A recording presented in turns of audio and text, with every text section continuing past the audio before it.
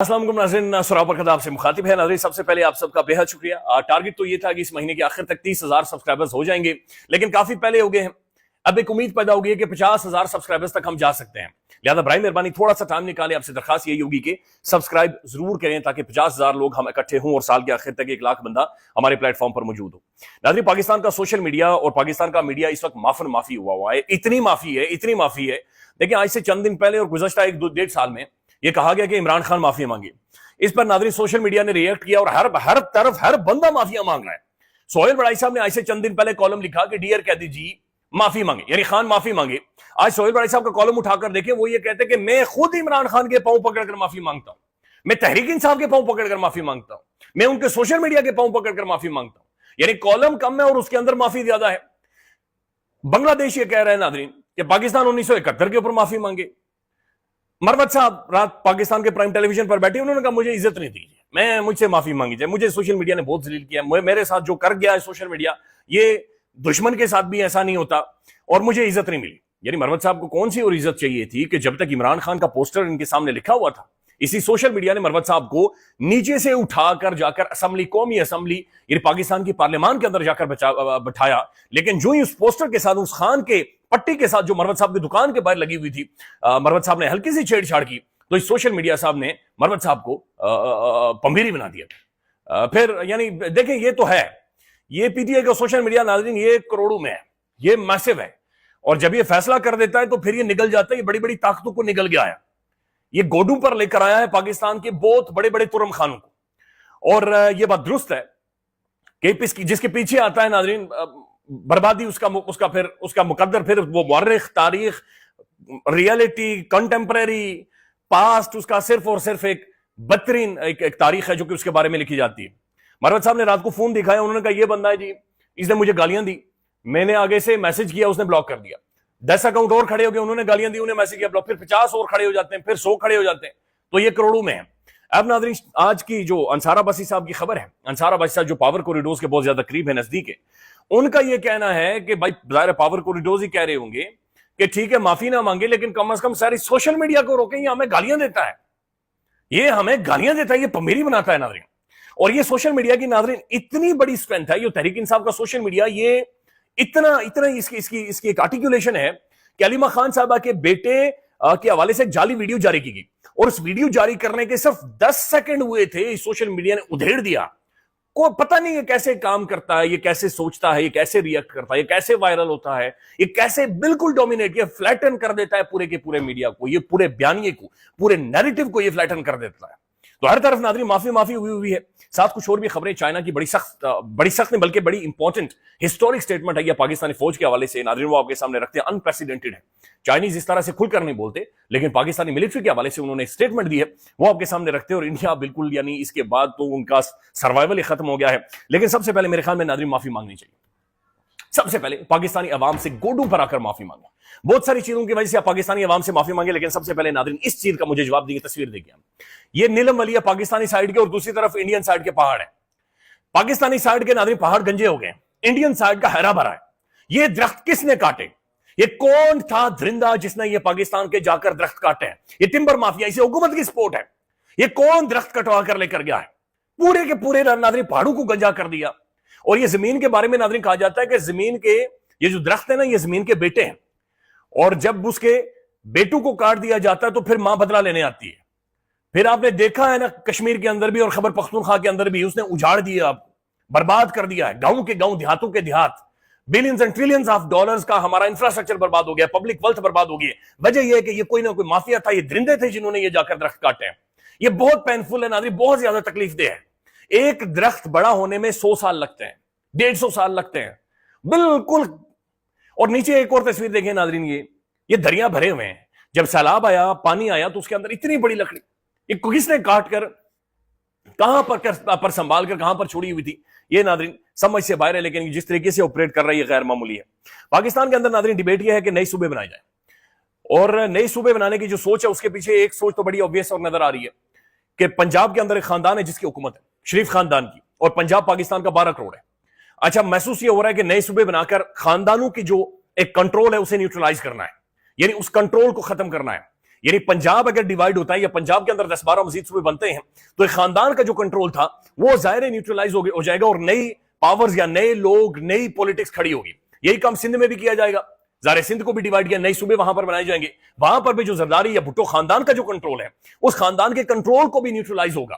تو لہذا اس وقت پاکستان کے اندر اگر آپ دیکھیں کہ اگر نئے صوبے بنتے ہیں اس کا مطلب ہے کہ شریف خاندان فارغ ہے, اس کا مطلب ہے زرداری خاندان فارغ ہے. پاکستان کے اندر ایک بندہ ہے ناظرین, ایک بندہ ہے جو کہ واقعتاً پاکستان کے اگر 300 صوبے ہوں 300 کے 300 صوبوں کے اندر وہ کلین سویپ کر سکتا ہے, اور وہ عمران احمد خان نیادی ہے.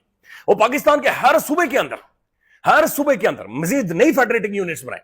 جہاں جہاں پر جتنا آپ مزید کھولتے جائیں گے اس معاشرے کو اتنا زیادہ عمران خان مضبوط ہوتا چلا آئے گا. اور اگر آپ 150 صوبہ بنائیں, 150 صوبوں کے اندر 150 وزیر اعلیٰ وہ بندہ کھڑا کر سکتا ہے. لہذا واحد جو پاور جو پولیٹکس ہے یا پولیٹیکل پاکستان کا چہرہ وہ عمران احمد خان نیادی ہے. بڑا انٹرسٹنگ ایک ٹویٹ ہے, یہ میں اسی کے ساتھ جوڑ کر آپ کے سامنے رکھوں گا, عمر چیمہ صاحب کا. اب عمر چیمہ صاحب ظاہر خان کے تو بڑے سخت ناقد ہیں اور سسٹم کو بڑے سپورٹ کرتے ہیں.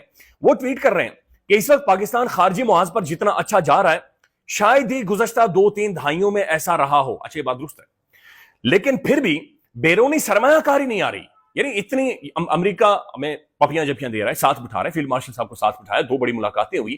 چین نے آج اسٹیٹمنٹ دے دی, انہوں نے کہا جناب اگر کوئی سٹیبلٹی یا چائنا اور پاکستان کے تعلقات کا گارنٹر ہے تو پاکستان کی ملٹری ہے, اور پاکستان کی اس وقت army chief field marshal Asim Munir صاحب ہے. یعنی 2 سپر پاورز یہ اسٹیٹمنٹ دے رہی ہیں, فوج کے حوالے سے اور عاصم منیر صاحب کے حوالے سے. پھر آپ افغانستان جا رہے ہیں, پھر آپ ادھر بنگلہ دیش جا رہے ہیں, چیزوں کو آپ دوبارہ سے دیکھ رہے ہیں. تو ایک ظاہر انٹرنیشنلی ناظرین پاکستان ریلیونٹ تو ہو گیا ہے. اس کے بعد وہ کہہ رہے ہیں لیکن اس کے باوجود سرمایہ کاری یہاں پر نہیں آ رہی. MOUs پر دستخط تو آ جاتے ہیں لیکن ہمارے پاس ایک دھیلا نہیں آ رہا. اس کے بعد یہ کہتے ہیں کہ ہمارا جو معاشی نظام ہے وہ ٹھیک نہیں ہے. میرے خیال میں مسئلہ معاشی نظام کا نہیں, مسئلہ ہمارے ملک کے اندر پولیٹیکل سٹیبلٹی کا نہیں. ہمارے پاس پولیٹیکل فیس نہیں ہے, ہمارے پاس جو پولیٹیکل فیس ہے وہ جیل کے اندر بیٹھا ہوا ہے. یہ سرمایہ کاری, معاشی گروتھ, سنجیدگی, ملک کا پروگریس کرنا, بلیو یو آن می, یہ اس چیز کے ساتھ جڑا ہوا ہے کہ آئین کی عملداری اس ملک کے اندر ہو, جہاں پر عدالتیں فنکشنل ہوں, جہاں پر ادارے اپنے ڈومین کے اندر موجود ہوں, جہاں پر پولیٹیکل پارٹیز فنکشنل کریں, جہاں پر عوام کا مینڈیٹ لے کر عوام کا پرائم منسٹر جب تک نہیں بیٹھا ہوگا سرمایہ کاری نہیں آئے گی, پیسہ نہیں آئے گا, پاکستان فائنینشلی اکنامکلی ناظرین گرو نہیں کرے گا. اور یہ ایک ریئلٹی ہے جو کہ بڑی obvious ہے. لہذا جتنی اچھی پوزیشن میں بھی پاکستان آ جائے, جب تک ہم لوگ ایک پولیٹیکل سٹیبلٹی کی طرف یا عوام کے لیجیٹیمیٹ لیڈرشپ کی طرف نہیں جائیں گے تب تک یہ کچھ بھی نہیں ہو سکتا. ناظرین پہلے انصار عباسی صاحب کی خبر آپ کے سامنے رکھ دیتے ہیں اور اس کے بعد چلتے ہیں اور شعیب وڑائی صاحب کا کالم آپ کو سناتے ہیں جس میں صرف معافی ہے, یعنی اتنی معافی ہے کہ 36 دفعہ صرف معافی ہے. ناظرین انصار عباسی صاحب کہتے ہیں کہ عمران خان کی معافی پر بہت بات ہو رہی ہے, اس حوالے سے فوج کا کیا موقف ہے وہ سب کے سامنے ہے, جس کا اظہار فوج کے ترجمان شاید 1 سے زیادہ بار کر چکے ہیں. حکومتی وزیر مشیروں کا بھی یہی کہنا ہے کہ عمران خان کے مشکلات 9 مئی کے واقعات میں معافی تلافی سے ہی ختم ہو سکتی ہیں. اب ہوگا کیا شاید کسی کو خبر نہیں ہے, لیکن اس حوالے سے میری رائے میں, یعنی انصار عباسی صاحب کہہ رہے ہیں میری رائے میں, اور ان کی کوئی رائے نہیں ہوتی ویسے, عمران خان اور تحریک انصاف کی مشکلات میں کمی عمران خان کی معافی مانگے بغیر بھی ممکن ہے. یعنی 2-2.5 سالوں سے پورا تڑ لگا لیا کہ یہ بندہ معافی مانگے. ایک بندے کو توڑنا تھا ناظرین, ایک بندے کو, 25 کروڑ عوام کے اندر صرف ایک بندہ تھا جو نہیں ٹوٹ رہا تھا.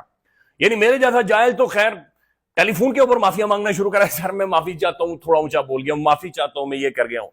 وڑائی صاحب جیسا بندہ نانے کرپل کر گیا, وہ آج کہہ رہے ہیں کہ میں سب سے معافی مانگتا ہوں, گوڈے پکڑ کر معافی مانگتا ہوں. 25 کروڑ عوام کے اندر ناظرین ایک بندہ ہے, ایک جنا ہے, ایک شیر ہے, وہ کہہ رہا ہے نہیں مانگوں گا معافی, نہیں مانگوں. وہ آگے سے اور گالیاں دیتا ہے.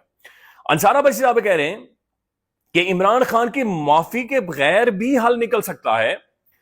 اس کے لیے خان صاحب کو صرف اپنی حکمت عملی کو بدلنا ہوگا.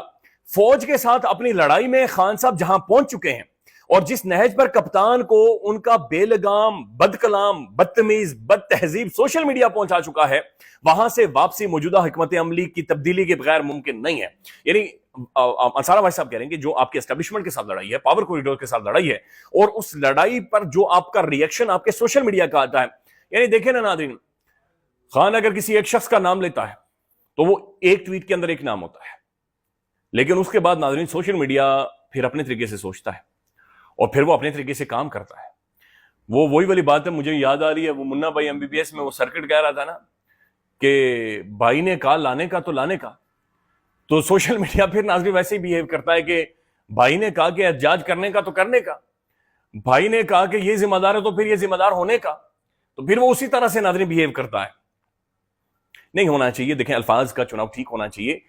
ادارے ہمارے اپنے ہیں, شخصیات ہماری اپنی ہیں, ملک ہمارا اپنا ہے, خان ہمارا اپنا ہے, باقی پولیٹیکل پارٹیز اپنی, ہم سب نے مل کر ایوالو کرنا ہے, گرو کرنا ہے, اور یہ ملک آگے بڑھے گا تبھی میری اور آپ کی جو جیب ہے وہ اس کے اندر 4 پیسے آئیں گے, اور یہ روٹی ہمارے کم از کم پوری ہوگی, اور اللہ تعالیٰ اس ملک کو ناظرین بہتری کی طرف لے کر جائے. اللہ تعالیٰ ہمیں عقل دے اور ہم بیٹھ کر اپنے معاملات کو حل کریں. اس کے بعد وہ کہتے ہیں کہ جناب آپ کو سب سے پہلے بے لگام, بد کلام, بدتمیز, بد تہذیب سوشل میڈیا کو روکنا ہوگا, اور اس کی تبدیلی آپ کو چینج کرنی ہوگی. ایسا نہیں ہو سکتا کہ فوج کے خلاف لڑائی جاری رکھیں, پاکستان کی معیشت کے حوالے سے برا سوچیں اور کریں تاکہ اس کا سیاسی فائدہ عمران خان اور تحریک انصاف کو ہو جائے. بیرون ملک بیٹھے اپنے حمایتیوں اور یوٹیوبرز کو کھلی چھوٹ دے دی گئی ہے کہ وہ اپنے سیاسی مفاد کے حصول کے لیے چاہے کسی بھی حد تک چلے جائیں, اور چاہے اس سے ملک کو ہی نقصان کیوں نہ ہو. 9 مئی کے بعد ریاست کی طرف سے تحریک انصاف کے خلاف سخت کارروائیاں کی گئی ہیں, بلکہ اب بھی یہ کارروائیاں جاری ہیں, اور چند دن پہلے ہی علیمہ خان کے 2 بیٹوں کو گرفتار کیا گیا ہے. ان کارروائیوں سے ریاست کی طرف سے اب پہلی دفعہ یہ سٹیٹمنٹ آئی ہے کہ ریاست کی طرف سے زیادتی کا تاثر بھی ابھرتا ہے. پہلی دفعہ ناظرین یہ ریاست کی جانب سے ایک کوریڈور جرنلسٹ یہ کہہ رہا ہے کہ ریاست کی طرف سے بھی زیادتی ہوئی ہے ناظرین, اس کا تاثر ملتا ہے. یعنی پہلی دفعہ ایسا ہوا کہ اسٹیٹ بھی کہہ رہی ہے کہ یس ہم سے بھی غلطیاں ہوئی ہیں, ہم سے بھی غلطیاں ہوئی ہیں.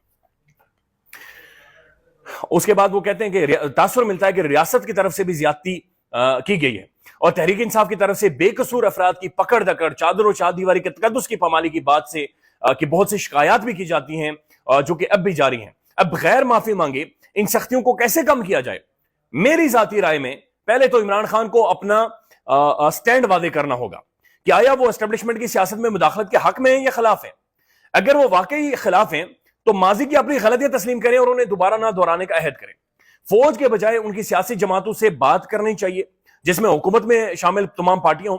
اس بات چیت سے بہتری کے راستے نکل سکتے ہیں. سیاسی معاملات کے لیے اسٹیبلشمنٹ کی طرف سے دیکھنا چھوڑ دیں اور اپنے اس اصول پر ڈٹ جائیں کہ اسٹیبلشمنٹ کی سیاست میں مداخلت کو وہ کسی صورت قبول نہیں کریں گے. اس کا فائدہ ان کو خود ہوگا. فوج سے لڑائی کی حکمت عملی نے انہیں مشکلات اور تکلیفوں میں ڈالا ہوا ہے. عمران خان کی فوج کے حوالے سے اور اس پر تنقید کرنے والوں کے بارے میں جو رائے تھی وہ اس کے سامنے ہے, اور یہ کہ فوج اس ملک کی سلامتی کے لیے کتنی اہم ہے, تو یہ رائے بھی عمران خان بدلیں. تو یہ پہلی دفعہ سٹانس آیا ہے کہ جناب اسٹیٹ کی جانب سے بھی کچھ غلطیاں ہوئی ہیں, خان صاحب اپنے سوشل میڈیا کو روکیں, پولیٹیکل پارٹی سے بات چیت کریں اور ہم کوئی حل نکالتے ہیں. تو نظر آ رہا ہے کہ جناب وہ اپنی جگہ پر موجود ہے, کھڑا ہے. یہاں سے اب یہ تھوڑا کوشش کی جا رہی ہے کہ یار اس معاملات کو سارٹ آؤٹ کریں, یہ اب اور زیادہ خراب ہوتے جائیں گے. بڑائی صاحب کا ناظرین کالم ہے, مختصراً آپ کے سامنے چند چیزیں رکھ دیتا ہوں. میری کوئی ذاتی آنا نہیں ہے, بڑائی صاحب کہہ رہے ہیں. اچھا پہلے انہوں نے تمہید باندھی ہے, انہوں نے کہا کہ بات اگر مجھ پر آ گئی ہے تو جناب پھر اگر مجھ سے معافی منگوانے پر آ گئی ہے تو پھر معافی کر دیں. وہ کہتے ہیں کہ جناب میں نہ تو سپر مین ہوں اور نہ ہی میں اقبال کا شاہین ہوں, میں تو جناب میاں محمد بخش کے مطابق گلیوں کا ایک روڑا ہوں. مجھے حالیہ واقعات پر افسوس ہے, اور مجھے افسوس یہ ہے کہ میں خود خبر بن گیا, اور اتنی بڑی خبر بن گیا کہ رولا پڑ گیا. انہوں نے کہا کہ سب سے پہلے میں ڈاکٹر فضا علی سے معافی مانگتا ہوں. انہوں نے مجھے کہا تھا کہ میں ایک اچھے ملک میں ہوتا تو میں باتھ روم صاف کرتا. میں ان کے سامنے معافی مانگ کر کہتا ہوں کہ آپ نے ٹھیک کہا تھا.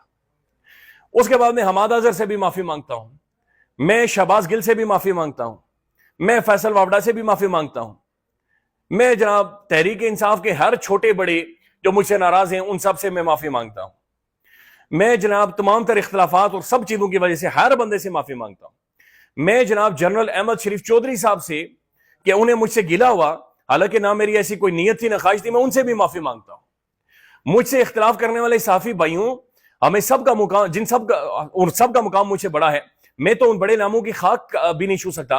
میں خود ذاتی طور پر ان کا ممنون ہوں کہ انہوں نے اختلاف کیا اور میرے اوپر بات چیت کی, میں ان سے بھی معافی مانگتا ہوں.